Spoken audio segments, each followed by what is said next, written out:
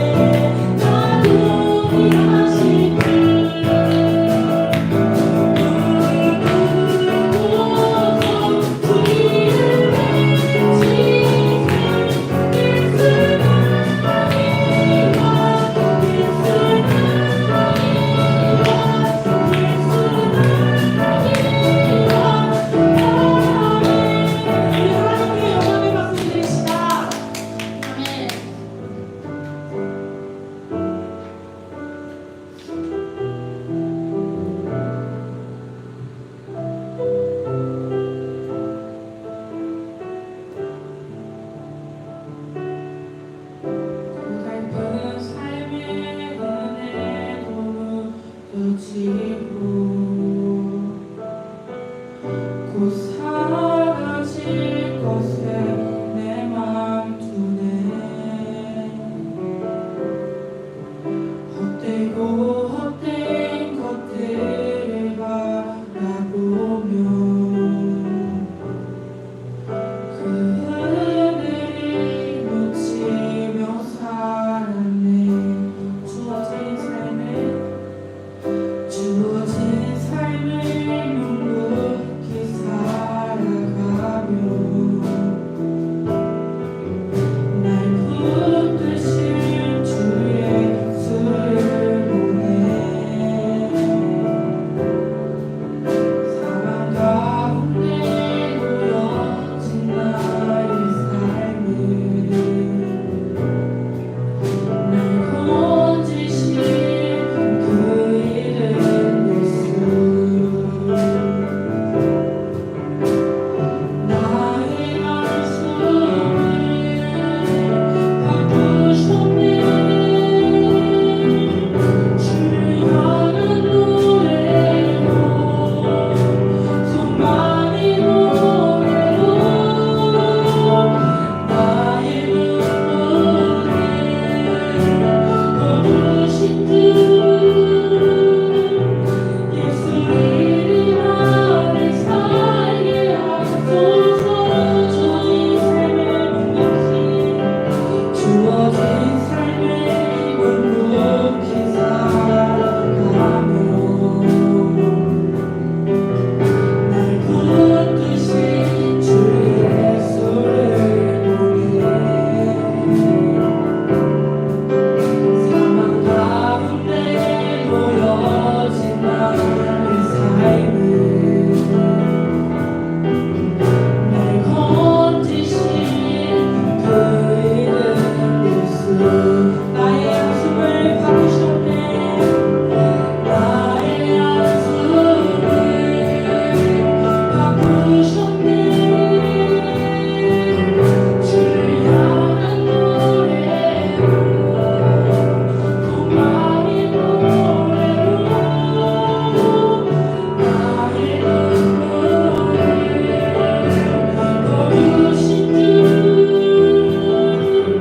예수 이름 안에 살게 하소서.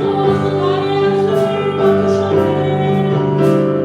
나의 한숨을 바꾸셨네. 주님을 향한 노래로 바꾸셨습니다. 주를 향한 노래로 소망의 노래로 나의 눈물을 거두신 주 예수 이름 안에 살게 하소서. 믿음하여 그 일을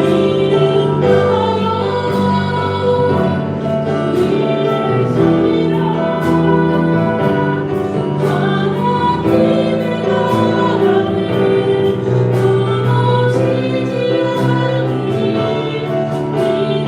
믿음하여 그 나라 세워가리라.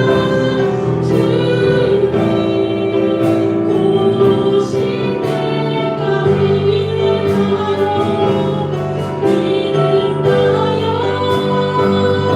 그 위에 서리라. 하나님의 나라는 무너지지 않으니 믿음하여 그 나라 세워가리라. 주님 고우신 때까지. 이 시간 다같이 기도 드리시겠습니다. 주님, 주님의 나라는 무너지지 않습니다. 현재 한국 교회가 많은 비판을 받는 이 상황 속에서도 우리는 무너지지 않습니다. 주님을 위하여, 주님의 그 나라를 위하여 우리를 사용해 주시기를 소망합니다. 주님의 나라를 위한 도구들이 되길 원한다는 기도 제목으로 우리 다 같이 기도 드리시겠습니다.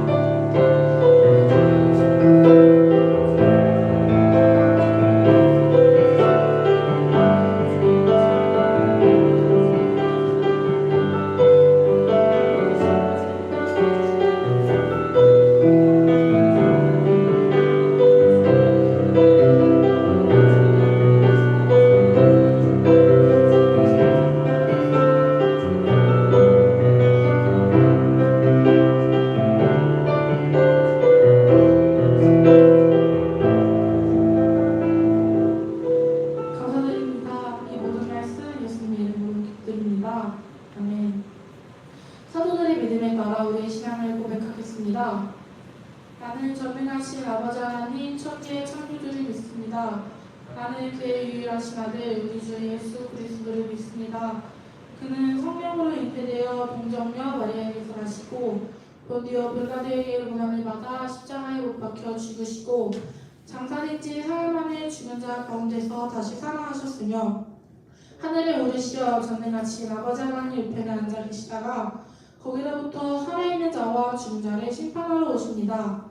나는 성령을 믿으며 거룩한 공교회와 성도의 교제와 죄를 용서받는 것과 몸의 부활과 영생을 믿습니다. 아멘. 이 시간 감사해요 함께 찬양 드리시면서 준비해 오신 예물 하나님께 드리겠습니다.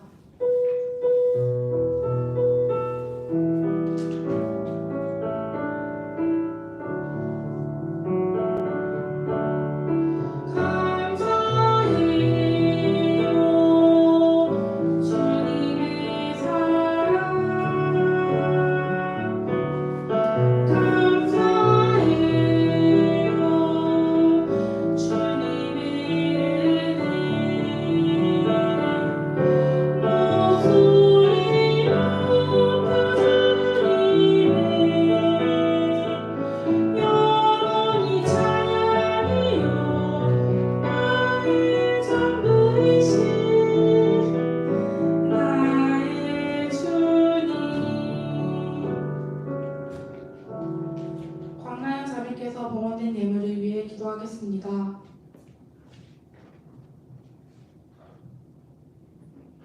기도하겠습니다. 사랑의 하나님, 굳은 날씨에도 예배의 자리로 이끌어 주셔서 감사드립니다. 주님, 저희가 작은 예물을 모았습니다. 이 예물이 가는 곳곳에 주님의 사랑과 뜻이 함께하기를 소망합니다.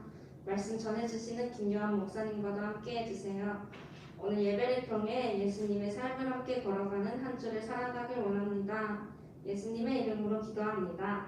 아멘. 오늘 하나님께서 주신 말씀은 마태복음 6장 9절에서 13절 말씀입니다. 마태복음 6장 9절에서 13절 말씀입니다.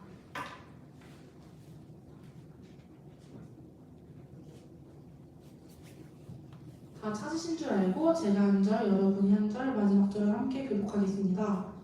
그러므로 너희는 이렇게 기도하라. 하늘에 계신 우리 아버지여, 이름이 거룩히 여김을 받으시오며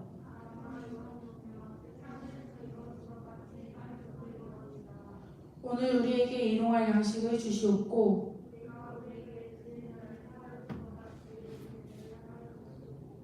함께 읽겠습니다. 우리를 시험에 들게 하지 마시옵고 다만 악에서 구하시옵소서. 나라와 권세와 영광이 아버지께 영원히 있사옵나이다. 아멘. 김요한 목사님께서 말씀 선포해 주시겠습니다.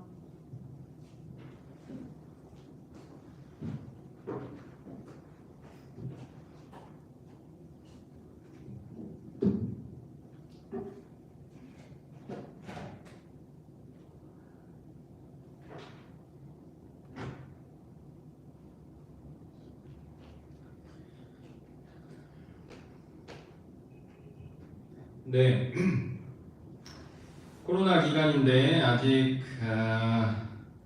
코로나에 감염된 사람들이 숫자가 아직 줄고 있지가 않습니다. 여러분들 조심하셔서 건강을 잘 지켜주시고 여러분들의 삶의 터전도 잘 지켜 나가시기를 바랍니다.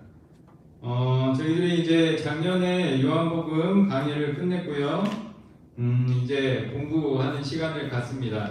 왜냐하면 그 종교개혁자들이 교회를 다시 세울 때 우리는 원래 가톨릭과 하나였단 말이잖아요. 이게 왜 이러나? 네, 그래서 가톨릭과 하나였어서 우리가 원래는 성당에서 미사를 드리던 사람들이었는데 종교 개혁자들이 성당에 문제가 많다. 그래서 개혁을 일으킨 거예요. 종교적인 개혁이었기 때문에 종교 개혁이라고 불리고요. 저거 기계 좀 한번 봐주세요. 저쪽에 배터리가 연결되어 있는데, 한번 봐보세요. 저 뒤쪽. 네, 의자 아래쪽에.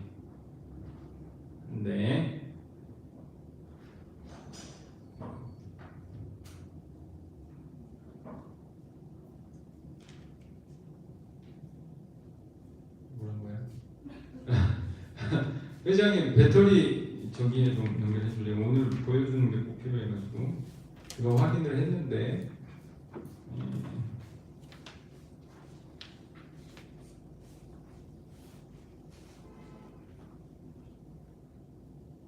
거기에 보조 배터리 연결돼 있거든요. 회장님 보조 배터리로 바꿀 수 있으면 한 번만 바꿔주세요. 네, 잘 나오면 괜찮고요. 지금까지 잘 나옵니다. 네, 그래서 종교개혁자들이 교회의 여러 가지 문제점, 이건 왜 이래? 아, 잠시만요. 화면 나와야 되는데.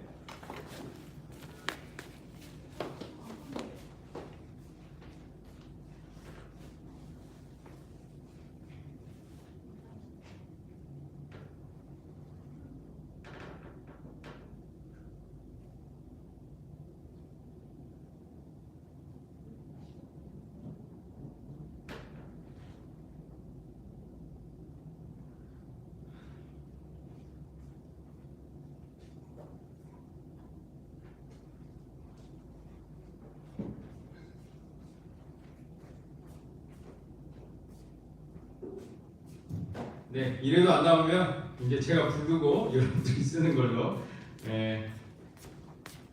하겠습니다. 어쩔 수 없이.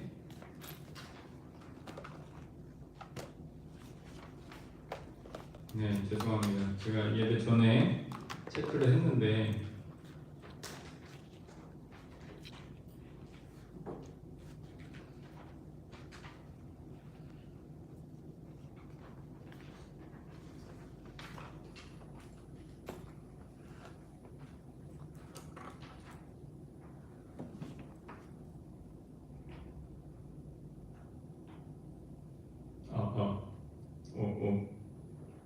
나와라. 오케이. 여기 안 나와요? 네. 알겠어요. 여러분 뒤를 돌아보면서 할까요? 네. 됐고요. 이제 저 봐주세요. 제가 오늘 불러드리고 여러분들이 잘 적는 걸로 오늘 또 설교를 빨리 끝내려고 했는데 또 시간이 좀 걸리겠네. 네. 정리해 보겠습니다.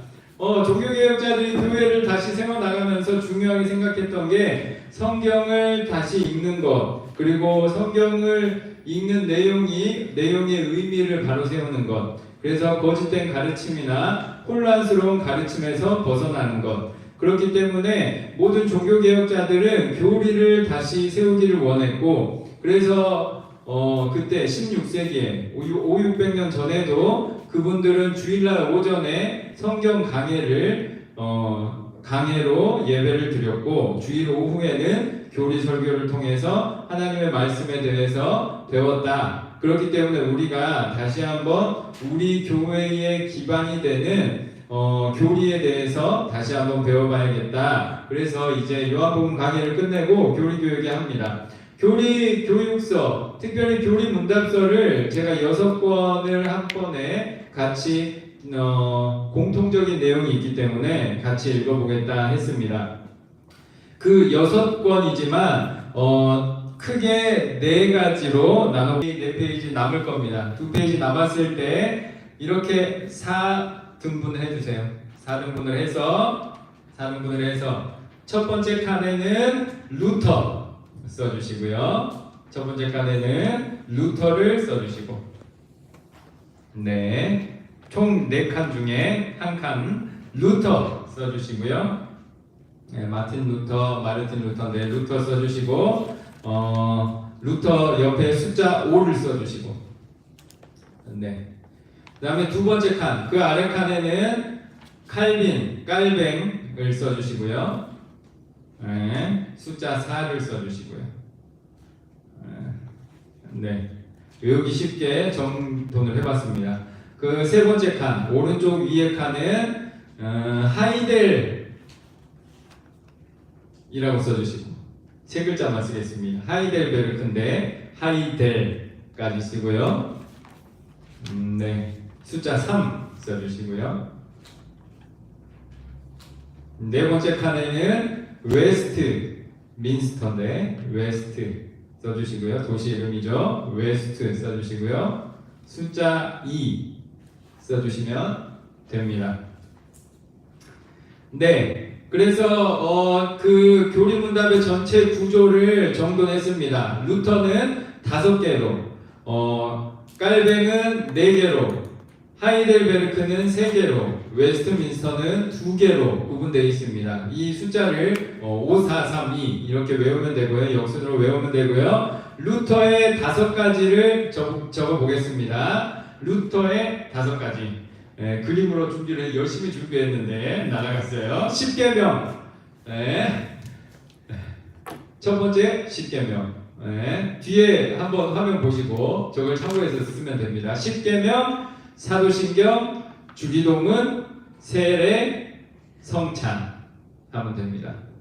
네, 제가 10계명, 사도신경, 주기도문, 세례, 성찬 이렇게 5가지. 10계명, 사도신경, 주기도문, 세례, 성찬. 네, 우리 교회를 세웠던 종교 개혁자들의 교회를 세웠던 루터가 교회 다닌 사람은 이거 5가지를 알아야 된다. 이 5가지를 모르면 사실 교인이라고 부를 수 없다. 그러니 이 5가지를 알고 참된 교인, 신앙인이 되라 해서 5가지로 정리를 했단 말이에요. 손가락이 5개니까 5가지로 정리했는데 뭐냐? 10계명, 사도신경, 주기도문, 세례, 성찬으로 준비했습니다. 그랬더니 깔뱅은 여러분들이 예전에 수련회에서 배웠던 것처럼 신학적인 입장이 조금 다르잖아요. 조금 달라서 깔뱅은 4가지로 준비했어요. 첫 번째 차이가 뭐냐면 사도신경이랑 10계명이 바뀌었어요. 사도신경, 10계명, 주기도문하고 세례성찬. 세례성찬을 하나로 했어요.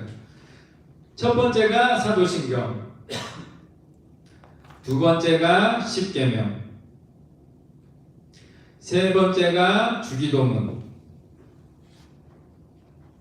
네 번째가 세례성찬. 네, 세례성찬을 괄호치고요. 성례전이라고 쓰면 됩니다. 예전, 예식, 예전 이런 뜻인데 성스러운 예식이다. 교회에서 인정하는 예수님이 전해준 성스러운 예식이다. 성례전. 그래서 성례전은 기독교에서는 2가지입니다. 세례와 성찬. 그래서 루터는 교회 다니는 사람은 이 5가지는 알아야 된다. 손가락이 5개니까. 그래서 10계명, 사도신경, 주기도문, 세례, 성찬으로 했잖아요. 깔뱅은 나는 조금 다르다. 순서가 조금 다르고 강조점이 조금 다르다. 그래서 4가지로 정리했어요. 사도신경, 10계명, 주기도문, 세례, 성찬. 이로 준비했어요. 세 번째로 하이델베르크 교리문답은 우리는 또 조금 다른 관점에서 정리를 해야 되겠다. 첫 번째 비참, 두 번째 구원, 세 번째 감사. 첫 번째 비참, 두 번째 구원, 세 번째 감사. 네. 그래서 구원에 사도신경과 성례전이 들어가고요. 순서가 조금 달라졌죠. 사도신경과 성례전이 구원에 들어가고요. 10계명과 주기도문이 감사에 들어가요. 네, 그래서 하이델베르크 교리문답은 3가지로 정리했습니다. 깔뱅은 4가지로 정리했는데 우리는 우리 관점에 따라 재정리해야겠다. 첫 번째 비참, 두 번째 구원, 세 번째 감사. 그래서 그 5가지를 다시 한번 정리했는데요. 사도신경과 성례전을 구원 파트 2부 구성에 넣고요. 10계명과 주기도문을 3번에 넣었습니다. 그래서 3가지로 정리했습니다. 왜냐? 똑같은 내용도 어떠한 순서와 관점으로 이야기하느냐에 따라서 구성과 주장이 바뀔 수 있기 때문에 하이델베르크는 3가지로 구성해서 교리를 알려주고 이 교리를 아는 것이 참된 기독교인이다 라고 했고요.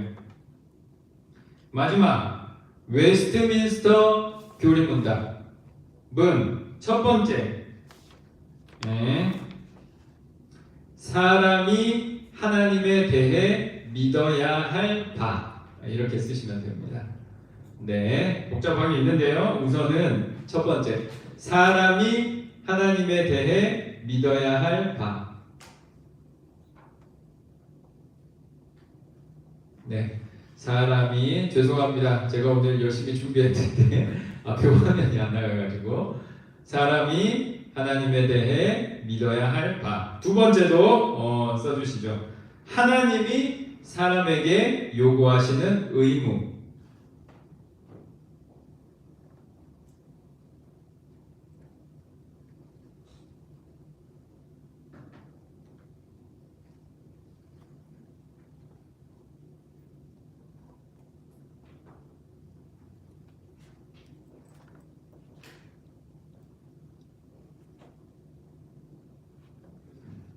왜 안 나와? 하나님이 사람에게 요구하시는 의무. 네. 그래서 여기에서는 십계명, 성례전, 주기도문이 두 번째 칸에 다 들어갔어요. 그리고 사도신경은 부록으로 빠졌습니다. 네, 두 가지. 네. 그래서 그 똑같은 내용인데요. 다시 첫 번째는 믿음의 내용. 하나님이 인간에게 요구하시는 바는 믿음의 내용이고, 인간이 하나님에 대해 행해야 될 의무는 믿음의 의무. 네, 이렇게 쓰시면 오늘 거의 다 썼습니다. 네, 이 한번 써보는 게 중요하잖아요. 루터는 5가지, 깔뱅은 4가지, 하이델베르크는 3가지, 웨스트민스터는 2가지. 네. 자주 듣다 보면 익숙해집니다. 첫 번째는 루터의 대교리 문답, 소교리 문답이 있고요. 두 번째는 깔뱅의 제네바 교리 문답이 있고요. 제네바 도시 이름이죠. 제네바 교리 문답. 세 번째는 하이델베르크 교리 문답. 네 번째는 웨스트민스터 대교리 문답, 웨스트민스터 소교리 문답이 있어요. 대교리 문답, 소교리 문답이 있는 이유는 대교리 문답은 풀 버전이야. 그래서 어른이 보는 거고요. 소교리 문답은 짧게 만든 거예요. 그래서 청소년, 어린이들을 위한 겁니다. 예전 종교개혁자들이 중요하게 생각한 게 있어요. 자녀에게 신앙교육을 열심히 시켜야 된다. 우리 교회에서 그런 이야기가 왜 나오느냐면 종교개혁의 전통이었습니다. 자녀가 어려서부터 하나님의 말씀을 가까이 해야 된다. 그래서 교리서도 자녀들을 위한 교리서를 만들었습니다. 어쨌든 이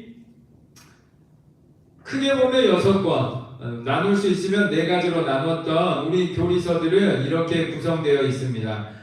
이렇게 구성되어 있는 교리서를 여러 권을 보면 가질 수 있는 장점이 있습니다. 첫 번째는 뭐냐면 공통될수록 중요한 거다. 여러분들이 여러 선생님들을 만나잖아요. 여러 목사님들을 만날 거고, 여러 훌륭한 사람들을 만날 거고, 여러 훌륭한 강연도 들을 겁니다. TV에서든 어디에서든 들을 거예요. 그런데 여러분들의 삶의 지침이 있잖아요. 이럴 때는 이렇게 해야 되고, 저럴 때는 저렇게 해야 되고, 사람이라면 이렇게 살아야 되고, 신앙인이라면 이렇게 살아야 된다 하는데 100명의 강의를 들었어요. 근데 98명이 비슷한 이야기를 해요. 그러면 어떻게 되죠? 그게 그 정도로 중요하다는 거예요. 앞에서 여러분들에게 무언가 강연을 하는 사람들은 중요한 것을 정리할 거예요. 그게 한문으로 요예요. 요긴할 요. 그래서 교리문답을 요리문답이라고도 해요. 요점 정리할 때 요도 그런 거예요. 모든 강연하는 사람들은 요점 정리를 합니다. 왜냐? 길게 장황하게 하면은 쉽게 잊어먹잖아요. 중요한 것을 요점 정리를 합니다. 기묘한 것들을, 우리 삶에 꼭 필요한 것들을 요점 정리를 해요. 그래서 중요한 거고, 그래서 우리가 반복해서 듣게 되는 거예요. 그 반복해서 듣는 이유는 뭐냐? 그게 그 정도로 중요하기 때문이에요. 첫 번째 사람이 생각할 때도 중요하고, 두 번째 사람이 생각할 때도 중요했는데 98번째 사람이 생각해도 중요하다. 이거는 진짜 중요한 거예요. 교리 문답서도 마찬가지예요. 하나님을 믿는 신앙인이라면 가톨릭 교인이 아니라 종교 개혁자들의 교회를 통해서 하나님을 믿는 신앙인이라면 이것은 꼭 기억해야 된다. 그래서 교리문답서를 만들었는데 교리문답서마다 이게 들어가 있어요. 요리문답이라고 하잖아요. 교리문답, 요리문답 같은 말이라고 했어요. 여러 수많은 교리들이 있겠지만 그 교리들을 축약시켜 놔서 요리문답이라고 할 수 있고 교리문답으로 제가 통일해서 부르자고 했어요. 이 요리문답, 교리문답에 반복해서 나오는 것은 그 정도로 중요하다는 거예요. 그리고 이 여러 가지 책들을 보는 이유는 뭐냐? 이 책들 간의 차이가 살짝씩 있어요. 이게 중요해요. 예전에 신약 성경을 정경화할 때 중요한 논쟁거리가 뭐냐? 마태, 마가, 누가, 요한 복음 중에 뭐가 최고냐?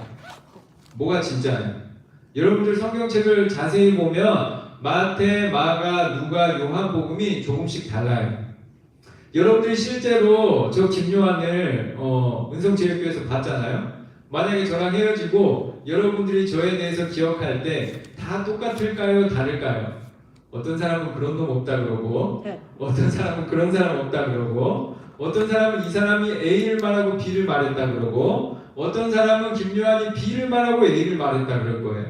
어떤 사람은 A 사건이 먼저 나고 B 사건이 일어났다 그럴 거고 어떤 사람은 B 사건이 일어나고 A 사건은 기억도 못할 거예요. 그게 마태, 마가, 누가, 요한복음에 고스란히 담겨 있어요. 때로는 순서도 바뀌었고요. 때로는 내용도 다르고요. 시점도 다를 때가 있어요. 그래서 성경책을 4권을 전체를 다 신약으로 넣을 거냐 아니면 그 중에 최고만 넣을 거냐 제일 좋은 것만 넣을 거냐 논쟁이 됐단 말이에요. 그래서 마태 공동체에 마태복음이 좋냐? 마태복음을 보면 예수님의 왕 되심, 예수님의 하나님의 아들로서 세상의 주인 되심이 강조되어 있는데 마태복음이 최고냐? 마가복음은 세상의 종 되신 주님으로서 마가복음이 있는데 이 마가복음이 최고냐? 누가복음은 인간으로서의 예수님이 강조되어 있는데 누가복음을 보면 인간적인 예수님이 강조되어 있어요. 이게 최고냐? 요한복음은 신으로서의 예수님이 강조되어 있는데 그게 최고냐? 그래서 마태, 마가, 요한복음 따라 여러분들이 신앙의 성향이 조금씩 다른 것처럼 여러분들의 기억의 내용이 조금씩 다른 것처럼 마태, 마가, 누가, 요한복음을 사랑하고 좋아하는 사람들이 조금씩 달랐단 말이에요. 그래서 사람들이 고민하다가 우리가 인간적으로 고민하기보다는 우리가 하나님 앞에 예수님 앞에 정직하게 기록한 이 4권을 모두 담자. 예수님은 이러한 면모도 있었고 저러한 면모도 있었고 이 공동체의 기록도 완전하지 않고 저 공동체의 기록도 완전하지 않으니 완전하지 않은 이것을 그대로 우리가 함께 읽고 예수님을 받아들이자 라고 서로 합의를 해서 공의회에서 합의를 해서 마태, 마가, 누가, 요한복음이 다 성경책의 정경으로 들어가게 됐어요. 그래서 마태, 마가가 왜 틀릴까요? 틀린 거 다 알고 있어. 원래 틀려. 왜냐? 예수님은 한 명이었는데 예수님을 경험한 사람은 여러 명이었기 때문이에요. 성경을 만들었던 사람들은 그것을 알면서도 만들었어요. 그것이 조금씩 다를 때 느껴지는 예수님이 조금씩 다른 거예요. 교리문답서도 마찬가지예요. 여러 권을 함께 보는 이유는 뭐냐? 이 교리문답서마다 조금씩 하나님에 대한 이해가 조금씩 달라요. 저는 하나님을 믿을 때 이 다양성이 중요하다고 생각해요. 하나님을 믿을 때 신앙은 하나일 수 없어요. 실제로 여러분들이 셀 모임을 하는 이유는 뭐냐? 옆 사람과 나의 신앙의 관점과 색깔이 조금씩 다르거든요. 조금씩 다른 걸 듣고 나의 빈자리를 메꾸고 저 사람의 빈자리를 메꿔주기 위해서 우리가 셀 모임을 하는 거예요. 완전한 신앙의 신념은 없는 거예요. 그래서 우리가 셀 모임을 하고 나누는 거고 그래서 성경책에 마태, 마가, 누가, 요한복음이 있는 거고 그래서 우리가 여러 교리문답서를 함께 봅니다. 왜냐? 이 다양성을 신앙이 이렇게 다양한 모습으로 보여질 수 있기 때문이에요. 그래서 여러분들의 다양한 신앙이 하나님이 기뻐하시는 신앙이 되고 때로 여러분들의 다양한 신앙이 어느 자리에서 멈춰야 되는지 알게 하기 위해서예요. 지도를 가지고 있는 이유는 뭐냐? 너무 멀어지는 걸 막아줘요. 여러분들이 지도가 있으면 내가 지금 현재 있는 위치를 알 수 있고 내가 너무 멀어지는 것을 막을 수 있어요. 내가 서울시 안에 있으면 되잖아요. 부천시 안에 있으면 되잖아요. 지도를 보면 내가 얼마나 먼지, 부천을 얼마나 멀리 떨어졌는지, 어떻게 하면 빨리 돌아갈 수 있는지를 알 수 있어요. 교리문답서도 마찬가지예요. 우리가 다양한 신앙을 가질 수 있지만 모든 다양한 게 다 옳은 건 아니에요. 모든 다양한 걸 다 교리서에서 인정하는 건 아니에요. 그러니 종교개혁자들이 말한 그 지도를 펼쳐보고 내가 어떤 위치에 있고 나는 어떤 신앙적인 색깔을 가지고 있고 나는 지금 얼마나 떨어져 있는지 혹은 얼마나 안에 가까이 담겨 있는지를 확인하기 위해서예요. 그래서 이 여러 가지 교리문답서를 보면 첫 번째는 반복되는 것을 통해 무엇이 중요한지 알 수 있고요. 두 번째는 어떻게 교리문답서의 내용이 다른지 변화했는지 알 수 있어요. 제가 역사적인 순서대로 4권을 부른 거예요. 루터가 먼저 만들었고 루터의 것을 참조해서 깔뱅이 만들었고 깔뱅의 것을 참조해서 하이델베르크 문답이 만들어졌고 하이델베르크 루터 깔뱅을 참조해서 웨스트민스터가 만들어졌어요. 그러니 이 사람들이 굳이 바꿨다면 바꾼 이유가 있는 거예요. 왜 바꿨을까? 뭐가 달라서 바꿨을까를 고민해 보는 것. 그것이 내 신앙에 도움이 되기 때문에 여러분들의 신앙에 도움이 되기 때문에 우리가 4가지의 교리문답서를 보는 겁니다. 그리고 마지막으로 이 교리문답서를 보는 이유는 뭐냐? 종교개혁자들이 교회를 바로 세우고 신앙을 바로 세우기 위해서 선택했던 하나의 전략이 교리를 바로 세우는 거였어요. 성경을 당시에는 읽을 줄 모르는 사람이 태반이었어요. 왜냐? 성경이 번역되어 있지 않기 때문에. 여러분들 라틴어 읽을 수 있는 분이 있어요? 저는 목사인데 라틴어를 못 읽어요. 라틴어를 못 읽으면 그 당시에는 성경을 못 읽었어요. 그런데 이것을 독일어로 우리말로 번역을 해 주었기 때문에 우리가 읽은 거예요. 읽었을 때 내 마음대로 내 감정대로 해석하지 않고 신앙인들의 전통과 교회의 전통과 우리 신앙에 올바르게 해석하기 위해서 틀이 필요한 거야. 그 틀이 뭐예요? 교리라는 거예요. 여러분들의 학교에서 왜 도덕이나 윤리를 배우냐? 우리가 인간적으로 살아가기 위한 어떤 틀이에요. 예를 들면 우리 성경책에도 기록되어 있지만 도덕책, 윤리책에도 살인하면 안 되는 거야. 네? 어떤 문명권에서는 살인해도 되잖아. 어떤 문명권에서는 식인해도 되잖아요. 그런데 우리가 도덕과 윤리를 배우는 이유는 뭐예요? 그것까지는 하지 말자. 네? 이게 바로 우리가 세상을 이해하는 인류 문명이 세상을 이해하는 틀거리로 만들어 나갔던 거예요. 옛날에 우리가 미개했을 때, 문명이 약했을 때는 사람이 사람을 잡아먹었어요. 사람이 사람을 죽일 수 있었어요. 남자가 여자에게 횡포를 저지르는 것이 전혀 죄가 아니었어요. 성경에서도 여러 사람이 가가지고 여성을 겁탈하는 내용이 나와요. 인류 문명이 그것을 생각하지 못했던 거예요. 그제 이제는 도덕과 윤리, 애들이 태어나자마자 배워요. 다른 사람에게 해를 끼치지 말고, 살인하지 말고, 폭력을 저지르지 말자. 이게 인간이 세상을 이해하는 틀거리가 되었기 때문에 인간이라면 이 정도는 해야 된다라는 해석의 틀거리가 되기 때문에 우리가 도덕과 윤리를 배우는 거예요. 마찬가지로 우리가 성경을 그냥 읽는다고 해서 자연스럽게 해석이 되는 게 아니고 성경의 내용이 어떠한 내용인지를 이해할 수 있는 틀거리가 있어야 되는데 그 틀거리가 바로 그 해석의 관점, 그 세계관이 바로 교회를 바로 세우는 가장 중요한 도구다, 전략이다. 그러니 우리 교리를 바로 세우자. 그렇기 때문에 우리가 교리를 배우는 겁니다. 첫 번째는 중요한 것을 확인할 수 있고요. 두 번째는 변화된 것을 확인할 수 있고요. 세 번째는 종교개혁자들이 세웠던 그 전략을 따라서 우리가 교리 교육서를 배우는 겁니다. 그래서 첫 번째 칸에 우리 교리 교육서 중에 가장 정통성이 있고 종교개혁자들의 가장 으뜸이 된다고 손꼽히는 사람이 바로 마틴 루터입니다. 루터는 우리 교리를 5가지로 정리했습니다. 마틴 루터가 정리하기 전에는 3가지였어요. 첫 번째는 십계명, 두 번째는 사도신경, 세 번째는 주기도문이었어요. 루터 이전에는 이 3가지를 교회에 다니는 사람이 알아야 될 것이라고 생각했는데 루터는 2가지를 추가했어요. 세례와 성찬, 성만찬입니다. 그래서 5가지로 교회 다니는 사람은 이 5가지를 알아야 된다고 했어요. 역사적인 배경이 있는데 가톨릭은 아직도 성예전을 7가지라고 생각합니다. 7성사라고 불러요.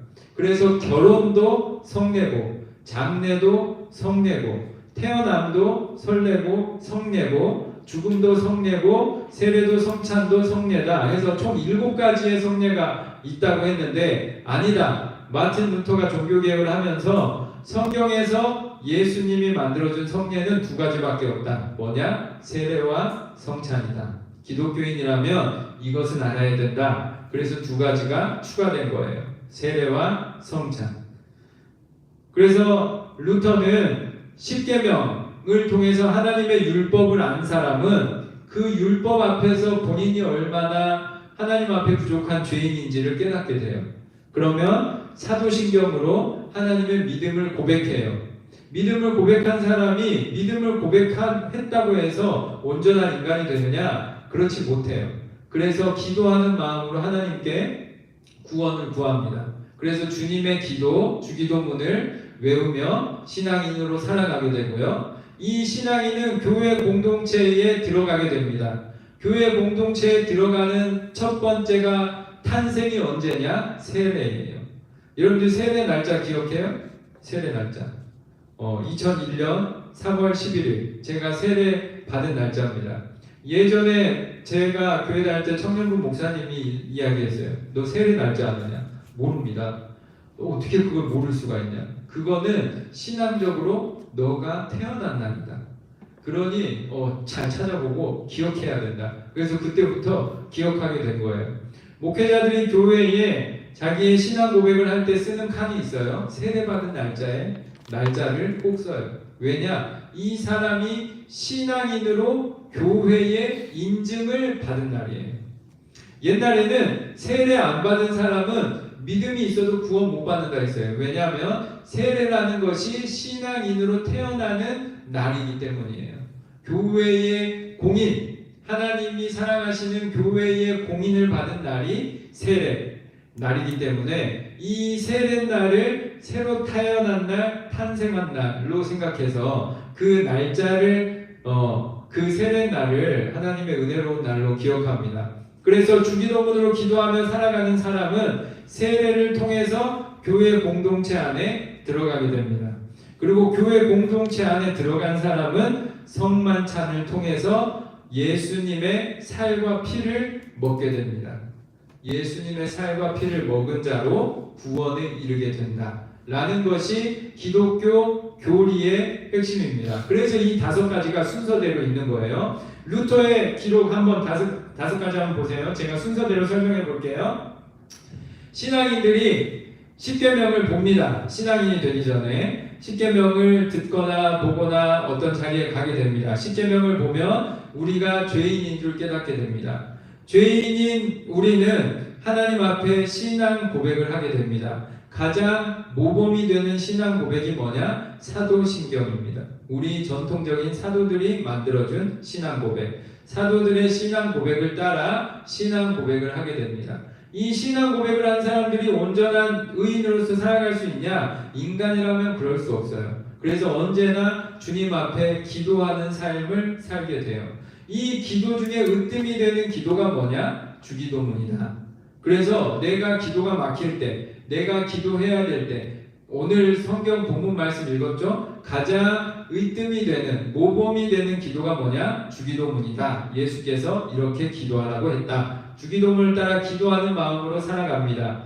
주기도문으로 기도하는 마음으로 살아가는 사람은 혼자서 할 수 없어요. 누군가의 도움을 받으며, 공동체의 도움을 받으며 신앙의 어떤 성장을 해나가게 됩니다. 그럴 때 교회에 들어가게 되는데, 교회의 등록이 중요한 게 아니라 교회의 신앙인으로 인정받는 첫 번째 관문이 뭐냐? 세례다.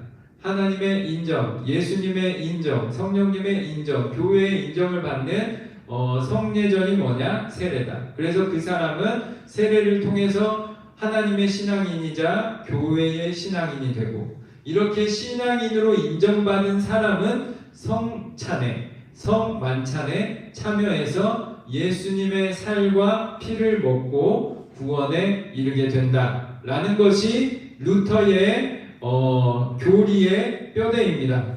그래서 이 5가지 신앙의 기둥을 기본 기둥을 붙잡고 있는 사람을 우리는 기독교인이라고 부른다 라고 했고요. 두 번째로 깔뱅의 내용 여러분들이 보세요. 깔뱅의 제네바 교리문답 있잖아요. 사도신경 위에 믿음에 관하여 라고 씁니다. 사도신경은 믿음에 관하여, 제네바 교리문답에 정확하게 믿음에 관하여 라고 써져 있습니다. 사도신경은 우리 믿음에 대한 것이 기록되어 있어요. 두 번째 십계명은 율법에 관하여 라고 써주시고요.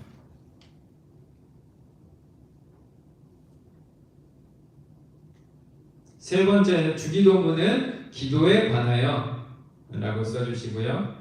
네 번째 성례전에 관하여 라고 써주시면 됩니다. 그래서 깔뱅은 이렇게 4가지로 정리했어요. 믿음에 관하여, 율법에 관하여, 기도에 관하여, 성례전에 관하여 4가지로 정리했습니다. 책에 1부, 2부, 3부, 4부가 있어요. 4가지로 정리했습니다. 그래서 순서대로 이해하면 우리 믿음을 설명할 수 있어요. 첫 번째, 사도신경으로 우리는 믿음을 고백합니다. 두 번째, 믿음을 고백한 사람은 율법대로 살아가려고 애쓰게 됩니다. 세 번째, 율법대로 살아가는 사람은 율법대로 살아가려고 애쓰지만 그것에 온전하게 따라가지 못하게 돼요. 그래서 우리는 기도로 은혜를 구하게 됩니다. 그리고 기도로 은혜를 구하는 사람은 교회 공동체를 통해서 성례전에 참여하여 신앙인의 자리로 나아가게 됩니다. 깔뱅은 그래서 이렇게 4가지로 정리를 했고요. 루터와 깔뱅의 다른 점이 있습니다. 뭐냐면 사도신경과 십계명의 자리가 바뀌었다는 거예요. 루터는 십계명을 통해서 우리가 죄인이 된 것을 깨달아야 한다. 죄인된 우리를 깨달아야 된다라고 강조했다면, 깔뱅은 신앙인이라면 사도신경을 통해서 신앙을 고백하고 십계명을 기억하면서 십계명을 이루면서 살아야 된다. 율법의 의미가 바뀌었습니다. 어쨌든 다음에 더 설명하겠고요. 세 번째는 여러분들이 졸기 전에 빨리 끝내겠습니다. 하이델베르크 교리문답입니다. 하이델베르크 교리문답은 3개로 정리했어요. 첫 번째는 비참한 우리 현실, 비참한 우리가. 두 번째, 어떻게 구원받느냐. 이건 아까 다 적었죠. 세 번째, 우리 구원받은 사람이 어떻게 살아가야 하느냐. 그 삶은 감사를 드리는 삶이다 라고 기록하고 있어요. 루터, 깔뱅과 하이델베르크 교리문답의 다른 점은 뭐냐? 루터와 깔뱅은 신앙인들을 대상으로 신앙으로부터 시작합니다. 그런데 하이델베르크 교리문답은 신앙이 없는 사람이 어떻게 신앙인이 되느냐의 순서대로 되어 있어요. 신앙이 없는 사람은 어떻게 신앙인이 될까요? 첫 번째, 내 삶이 비참하다. 내 삶이 왜 이 모양일까? 나는 이렇게 살아도 괜찮을까? 이런 의문을 품게 됩니다. 여러분들 윤리책에서도 배웠다시피 사람이 성인으로 성장할 때, 청년기 때 하는 여러 가지 삶에 대한 질문이 있어요. 나는 앞으로 어떤 사람이 될까? 나는 어떤 직업을 가져야 할까? 나는 인간관계는 어떻게 해야 될까? 나는 어떤 칭찬을 들으면서 어떤 사람으로 자라가야 될까? 라는 여러 가지 질문을 하게 됩니다. 그러한 인간적인 질문 앞에서 우리는 어떤 소망도 느끼지만 어떤 비참함을 느낄 때가 있습니다. 나는 왜 이렇게 살아야 될까? 세상은 왜 이렇게 돌아갈까? 왜 이렇게 우리가 살아가는 삶은 불공평할까? 불공평한 세상 속에서 나는 어떻게 살아가야 할까? 라고 생각할 때 어떤 비참함을 느끼게 됩니다. 그때 우리는 신앙인으로 나아가게 됩니다. 그 비참함을 느꼈던 사람은 신 앞에서 하나님 앞에서 구원을 구하고 경험하게 되고요. 그 구원을 구하고 경험했던 사람은 선행으로 감사하는 삶을 살아가게 됩니다. 그래서 하이델베르크는 루터와 깔빈과는 달리 신앙인이 아닌 사람이 어떻게 신앙인이 되어 가느냐의 순서에 따라서 비참, 구원, 감사의 순서대로 교리문답을 완성했습니다. 마지막입니다. 웨스트민스터 교리문답.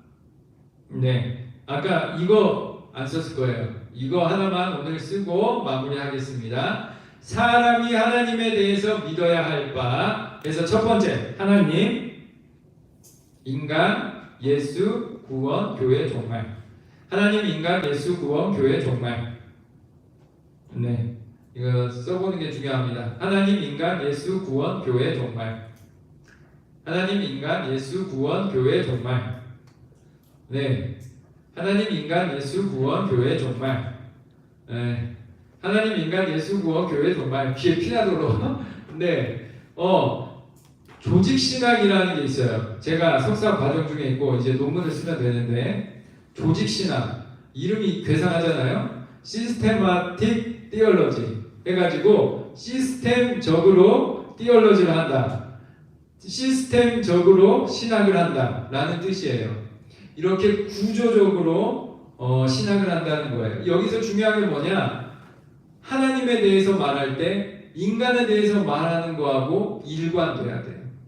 예를 들면 우리가 일관된 사고를 하지 않을 때는 어떻게 되냐, A를 말했는데 B하고 충돌이 돼. 그러면 이거는 일관된 말은 아니에요. 구조적인 말은 아니에요. 철학적인 말은 아니에요.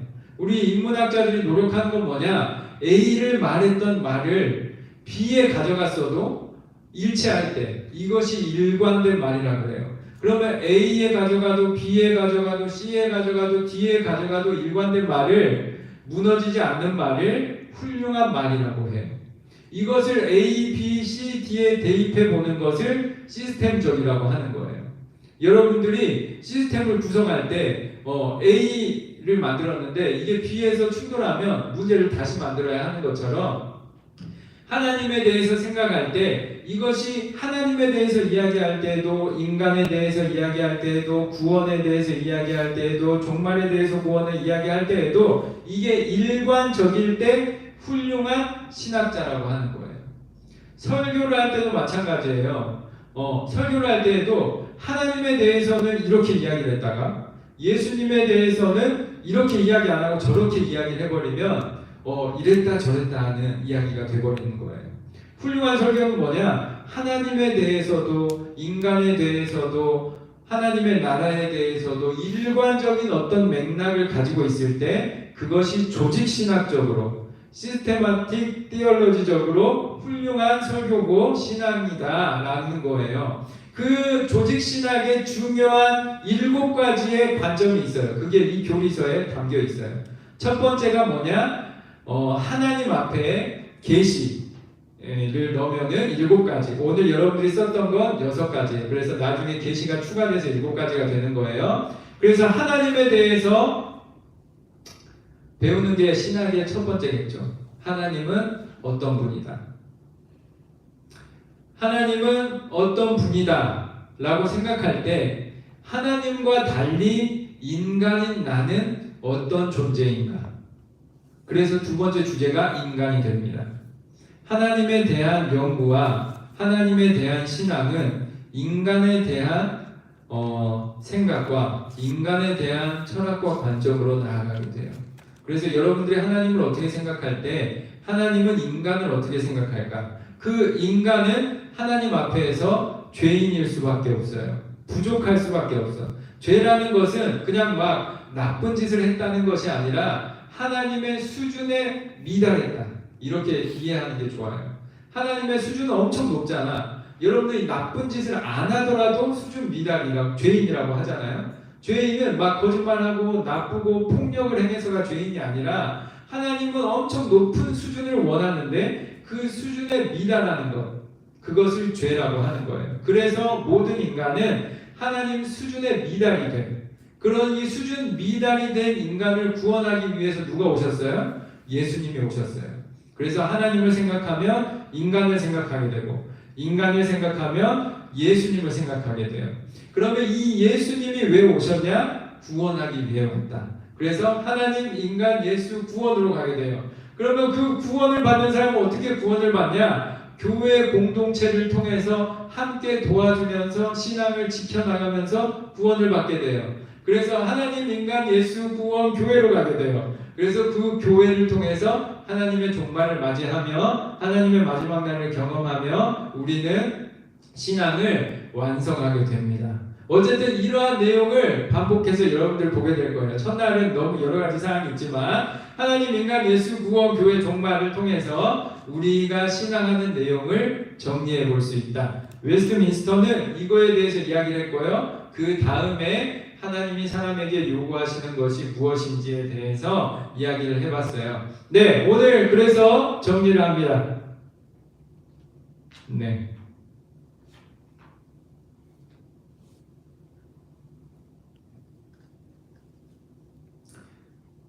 저는 생각할 때 신앙인으로서 중요한 태도가 뭐냐면 설명할 수 있냐는 거예요.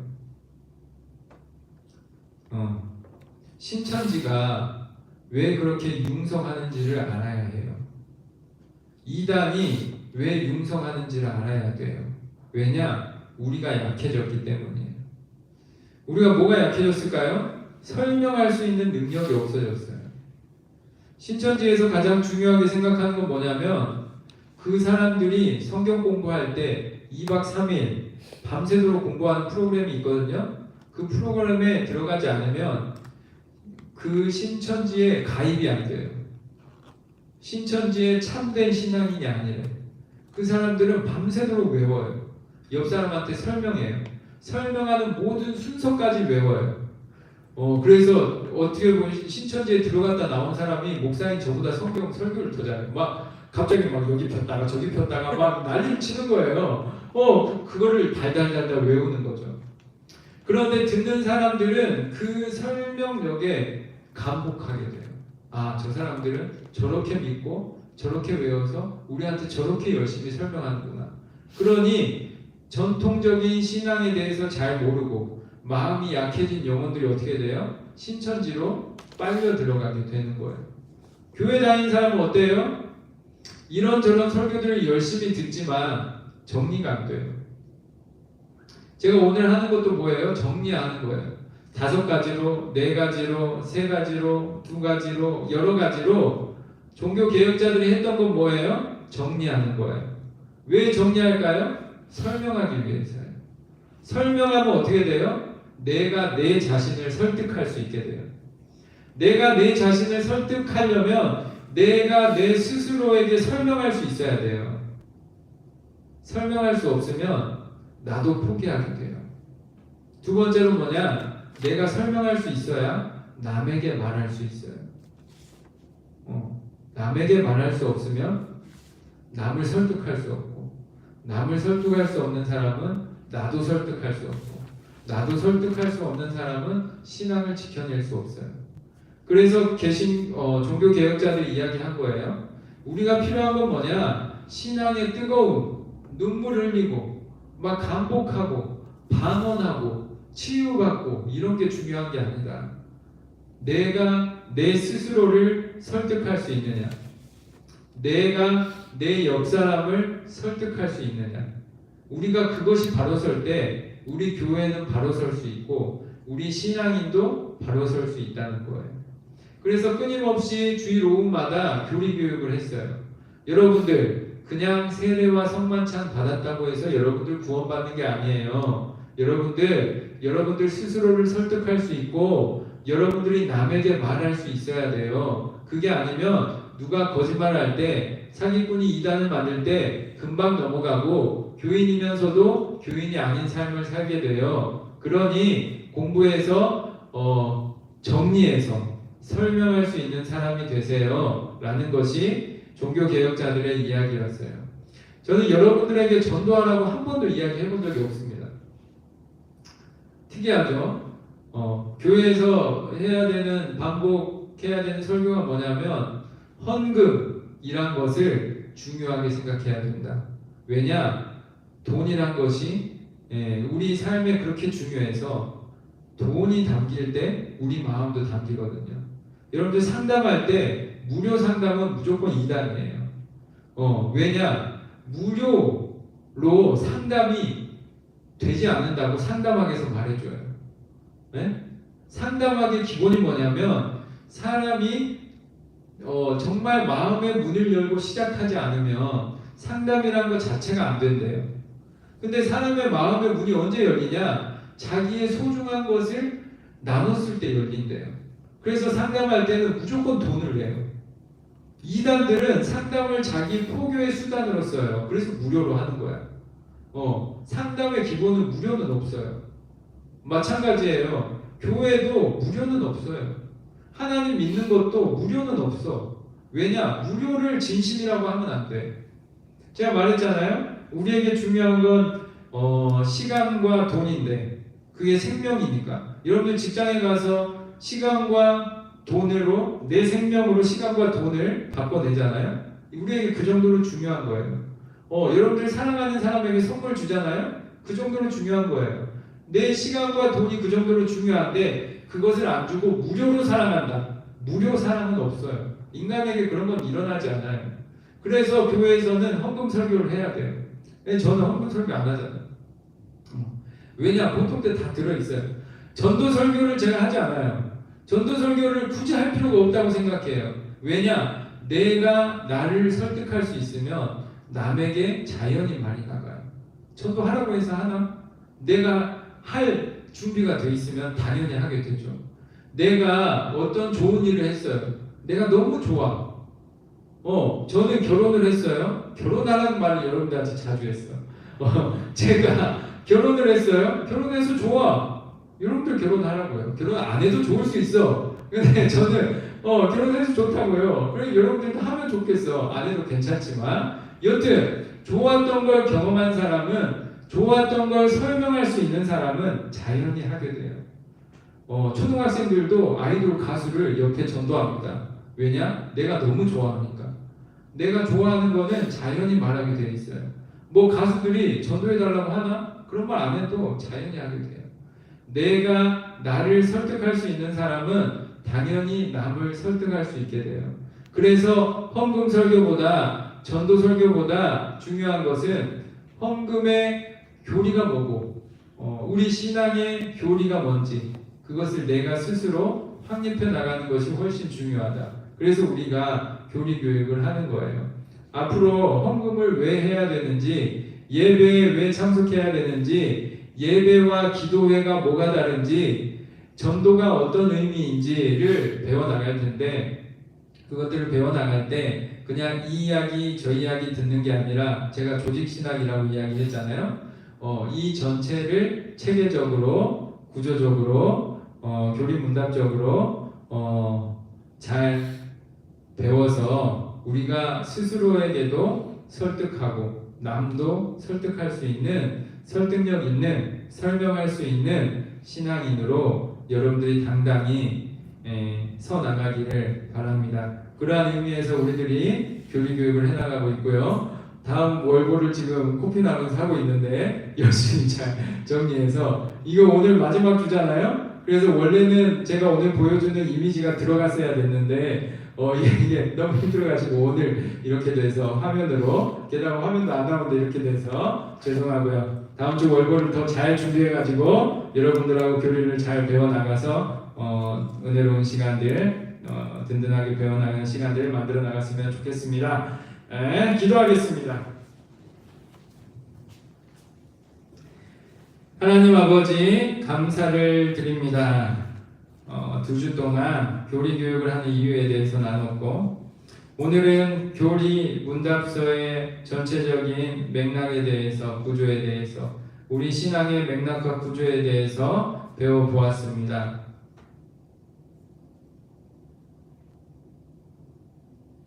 우리가 그저 감정으로만, 우리가 그저 마음이 힘들어서 위로를 구하기 위해서 하나님을 믿는 자들이 아니라,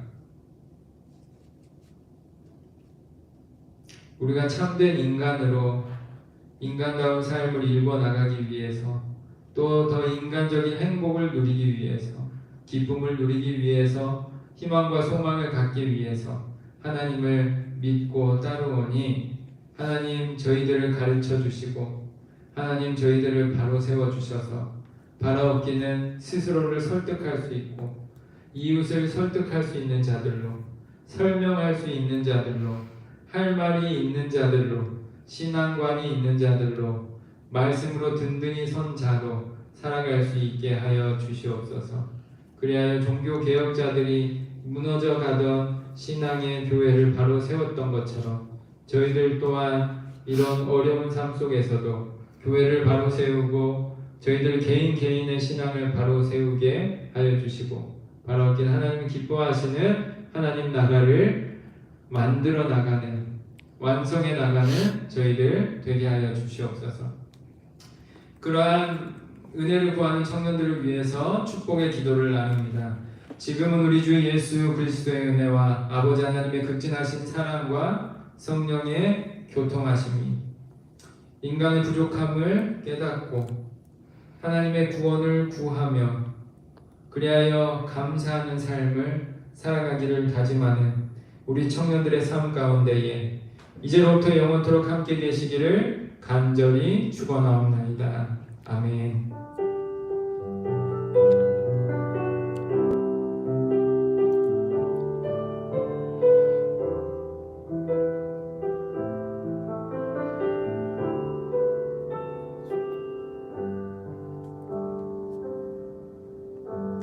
네, 광고해 주시겠습니다.